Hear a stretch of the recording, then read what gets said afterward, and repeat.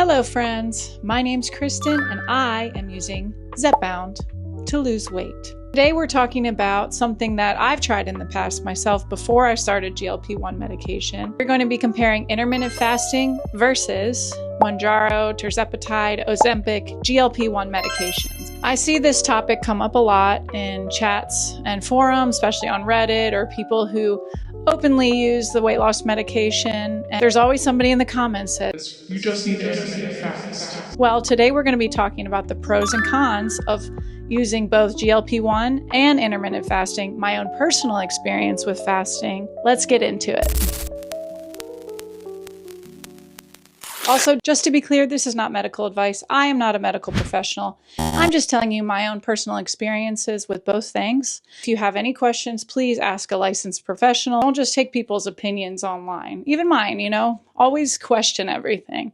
It's one of the great parts about being human. So before we get started on the topic, I want to address my last video, my 2-month update right here. It got slapped with an age restriction because I mentioned BED, and I wasn't aware that you weren't supposed to talk about that sort of thing. They're really trying to crack down on it. They said I was glorifying it. I had to appeal it. So they took the video down originally, but now it's just age restricted. You can still watch it if you're signed in and you're over a certain age, if you want. It always stinks to have that happen, but we live, we learn, move on. I was going to repost it censored, but we'll just move on. I'm leaving it up though. So what's the difference? Intermittent fasting is eating within a period of time, whether that be 16-8 or 18-6 or OMAD, which means 1 meal a day. The eating windows and a period of time that you eat and you do not eat. Provides natural appetite suppression, has insulin sensitivity benefits. Granted that you stick with it for a little while. What does a GLP-1 do? It mimics the hormones GLP-1 in your body to suppress your appetite, slows digestion, improves insulin sensitivity. It also reduces inflammation in your body, which has helped me with joint pain. It's originally intended for diabetics, but is now prescribed and approved for diabetics and obesity, as they are now treating obesity like any other disease. What are the pros and cons of these? Intermittent fasting, no medication needed. It's just you raw dogging it through life, in the most G-rated way. It's cost effective, and by that I mean it's free. You can just do it for free, and it's proven to improve your metabolic health. It can be sustainable long term. Granted, you're not starving yourself for 3-4 days at a time. So the pros of GLP-1s. First of all, fast, significant weight loss, which can be good or bad, but we'll talk about that later. Also helps with insulin resistance. Some people insulin resistant and they are not even aware of it. They might have no symptoms at all except for weight gain. People get dark skin on the back of their neck, or they get fatigue and all sorts of other things that I will list right here. Boop, boop, boop, boop, boop.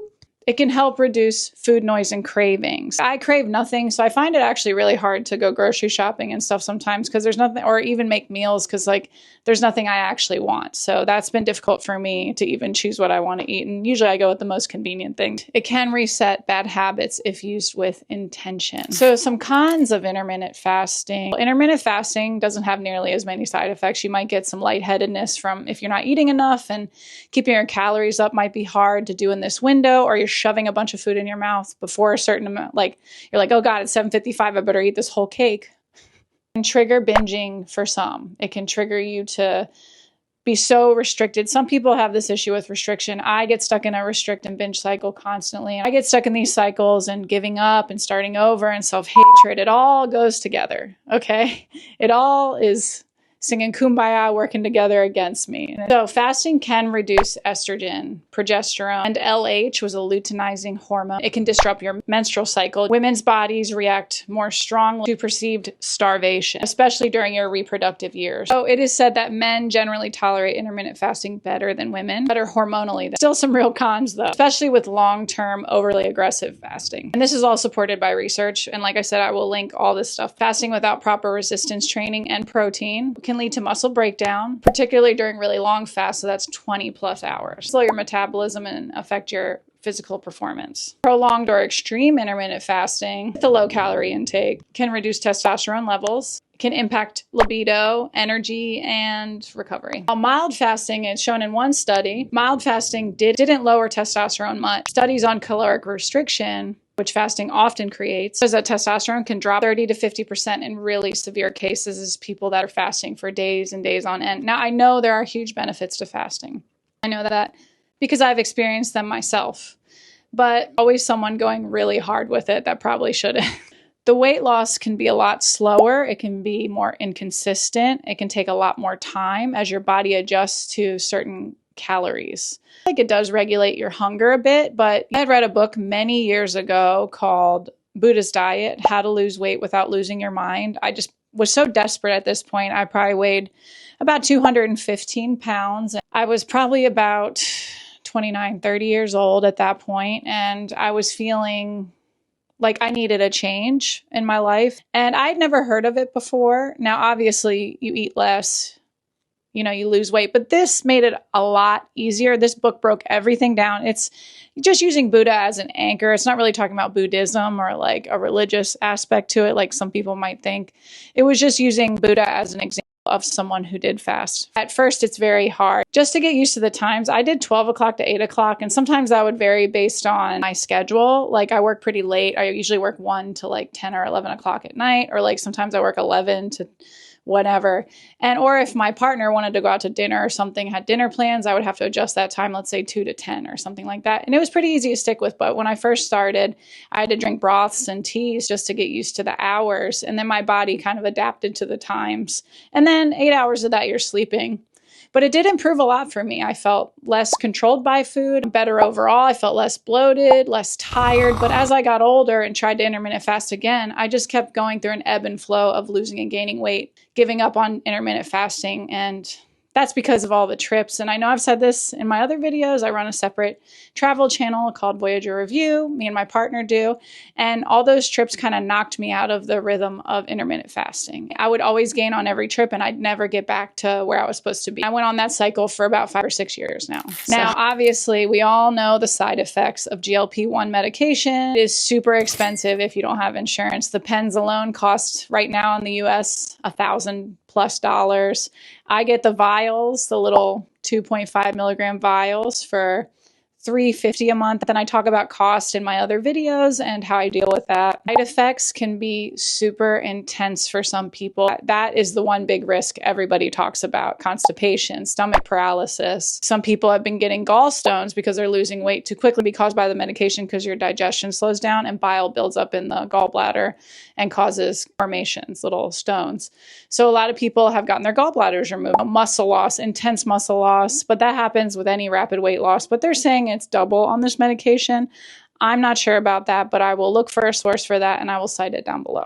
And they say the muscle loss is caused if you're not strength training and you're not eating enough protein. I personally aim for over 100 grams of protein a day, and I try to increase that. And you have to drink plenty of water with that. Some people have really severe digestive issues. They might not be able to handle all that. I strength trained for an entire year. If you were going to start this medication, GLP-1, if you were deciding, I would start for 12 weeks, or maybe before that, I would get on a 12-week strength training program and just start strength training. So when you do go to lose weight, you won't have as much of a problem, maybe. I'm grateful that I did that for a whole year before without the intention of taking the medication. I just started working out. I like strength training. I used to do these little firm videos back in the day, like your mom's like workout videos, and those are actually dope. Okay. No hate on the Transformer. That thing is awesome. A lot of people gain weight. About 70% of people gain their weight back after stopping because they might have some sort of blood sugar problem. I hear some people go on metformin, which is another diabetes drug. It's also been used for longevity. Some people will get on antidepressants, things like that. I'm not recommending you do those things. I recommend if you're trying to get off the medication, you talk to your doctor. Do what's best for you, because one big fear about stopping GLP-1 once you've started is A, you're spending a lot of money, B, wasting all that money, gaining all your weight back and just going right back to your old habits. That's a big con that I'm fearful of, and I'm 3 months in now. And I've lost almost 30 pounds. And I think I'm one of those like hyper responder people. Even on the lowest dose, I've lost almost 30 pounds. It just took like a little bit just to get me started. What works better with the medication is being able to control myself a little better. But intermittent fasting and the medication have done the same thing for me, where it had me thinking of food as just an energy source and less of something to be obsessed with. Like, I don't need to eat it right now. I could always eat it tomorrow. Now, before, I would always be like, if I had a bag of chips in the house or something I wasn't supposed to eat, I'd categorize these foods into things I'm supposed to eat, not supposed to eat. And I would think about those chips or cookies or whatever the hell it was until it was all gone. Intermittent fasting just takes a lot more mental effort, but it is easy once you get into it. GLP-1 doesn't take as much mental space, and you can like kind of live your life a little bit without having to worry so much about food, giving me a lot more energy.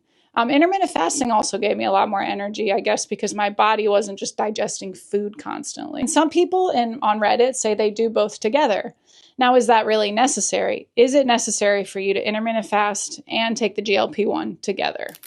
I'm going to go ahead and personally think it's not necessary to do both. You don't have to combine intermittent fasting with a GLP-1. Some pros of combining them would be GLP-1s naturally suppress hunger and delay gastric emptying, making 16/8 or 1 meal a day just effortless. You could just breeze through that. Both GLP-1s and fasting lower insulin and improve glucose metabolism. This could amplify metabolic health benefits. It could give you accelerated fat loss, especially visceral. You know, the stuff that like stacks up on your organs that is really bad for you. Some anecdotal reports and small studies saying the two can lead to more rapid belly fat loss, especially if eating windows are early. You can be like that Brian Johnson guy where he stops eating at 12. I don't know if I could do that. Sorry, Bri. The cons of doing both. Too much appetite suppression could mean a nutrient deficiency. You may struggle to eat enough protein, fiber, and essential nutrients in a short eating window, especially if the medication reduces your intake drastically already. Chronic calorie restriction, including from fasting and from GLP-1s, may reduce bone mass. And I talk about osteoporosis or osteopenia in another video, for 1 second, especially if your protein or calcium is low. And that's been proven. Women are already at higher risk for these. Recently, I was watching a video by Shailene Johnson, Miss Turbo Fire, Beachbody, for all those Beachbody babes from the past. And she was talking about wearing a weighted vest to kind of reduce your risk of osteoporosis, fasting for too long, then eating a large meal, which the GLP-1 medication kind of stops you from eating really large meals. For me personally, I can't even eat a whole bagel the first couple of days after my shot, or I feel stuffed. Eating a large meal can trigger nausea, acid reflux, or intense cramping. It's not sustainable for everyone. And if you feel like your intermittent fasting and combining a GLP-1 is right for you, I suggest that you test it out first. And if you find yourself feeling crappier than normal, dizzy, losing your hair, which probably takes about 3 months before you might notice your hair falling out. You have no energy, you know what I mean? Just life sucks. You can't sleep. It's probably not for you. People should be careful with this sort of thing because the medication already is regulating your blood sugar. You don't want it to drop too low and then feel like crap all the time. What's the point of that? Isn't the point of doing all this to feel better and to look better and be better? You know what I mean? Combining the pair can cause some hormonal concerns for women. If you're a female, especially if you're under 45, combining aggressive fasting with a med that already reduces your food intake might disrupt hormones, periods, or your thyroid health over time. So those are things that wouldn't show up right away, but would affect you later on. And some people might find doing this too restrictive long term. And if they do decide to go off the medication, it might be harder for them to keep up with the fasting. Now, on the flip side, people who might benefit from combining them, people with very stubborn insulin resistance might benefit from intermittent fasting, maybe even for a short period. Or if you're in a weight loss plateau on the medication, you could maybe go a week eating your food between 12 and 8 or something. See if you eat a little less. See if that kickstarts your body out of its weight loss plateau. People who already practiced intermittent fasting before they started the medication would probably do better than someone who's trying to do everything at once. Don't overwhelm yourself by doing everything at once, because that'll just lead to burnout. Or people who want a really aggressive short-term strategy. Like I said, I think I believe in the long game at this point. When I was a kid, many fad diets were around, Trim Spa. Trim Spa, baby. And Special K diet and things like that, where you did it for a couple weeks or a period of time. But this is supposed to be lifelong and forever. Some people have been struggling with obesity for literal decades. I've been struggling with BED and being overweight for decades myself. And I just don't want to live my life like that anymore. I know a lot of people give their opinions online, but you really, really in this life need to do what's best for you. You only have this one shot, okay? As far as we know, anyway. Some people might disagree with using a GLP-1. I mean, a lot of people do because they inherently think that it's wrong and that that we're weak or something like that. But how much does someone have to suffer before it's okay that they get help? Don't just say, hey, you should do this, this, and this. They probably already have. They've probably tried it a million times. A lot of consensus is that people that take GLP-1 medication are lazy, abusing it. And I say nobody does that, but for most people, that is not the case. You already have to be pretty desperate to go on this med because the side effects are so risky. So you can combine GLP-1 with intermittent fasting, but you don't have to. And it can backfire if it makes you undereat. If you do, keep it gentle, maybe 12 to 12, and focus on high protein, nutrient dense meals. Just eat real food, people. Just eat real food, coming from someone who eats a lot of protein bars. What would I recommend? Personally, based on my own experience of intermittent fasting, you can always try that first. Some people have real metabolic syndromes and issues and struggles. People who have struggled a long time with food, who have a mental problem around food, like myself, because even if I did everything perfectly, I still couldn't escape the cycle. It never ended. I'm probably someone who's going to have to be on a GLP-1 for a long time, because I bet you I'm going to be one of those people that gains all their weight back. And you might be sitting here saying, well, you've already said that loud, so you're making it true. I just know myself, and I know I've been with myself a while now, and I'm aware of my patterns. I know who I am and how I am, and I just see myself having to be on it long term. Now, your hope is that you can get off it someday, but it might not be possible for some people. It might not be possible for me. And I'll go back to having joint pain every day. That has really reduced my joint pain a lot. Go back to having migraines all the time. It does more than just weight loss. Intermittent fasting can benefit you in a similar way. Losing weight can help take weight off your joints and stress, reduce inflammation in your body as well. It just takes a lot more effort, and you have to be a lot more aware. It is more natural, obviously, and it's free. You don't have to spend all this money or jump through hoops to get insured. I suggest you talk to a healthcare professional, a nutritionist, get your blood drawn, see if you're good to do intermittent fasting, see if there's any underlying issues that you need to address. Intermittent fasting, I think people were kind of designed for it. If you want to read that book, I'll link that below too. I don't get any money for any of this. I'm not sponsored in any way. I have a very small channel right now, but I would never recommend anything unless I had experience with it and thought it was actually helpful to people in some way. So here's what I'll say about both, okay? Neither is magic. Both require intention. And ideally, both need to focus on nutrition, strength training, and mindset. Have you tried either of these? What worked best for you? Let's talk about it in the comments below, okay? Or you can just put a slice of pizza emoji in the comments below so I know you made it this far into the video. I will also say, GLP-1 has been a miracle for me so far. It's helped me with so many things. I already feel like I'm a different person from just a couple months ago, and I don't want to go back to being that person. I feel like it's the person I was always meant to be, and I'm not talking weight loss wise.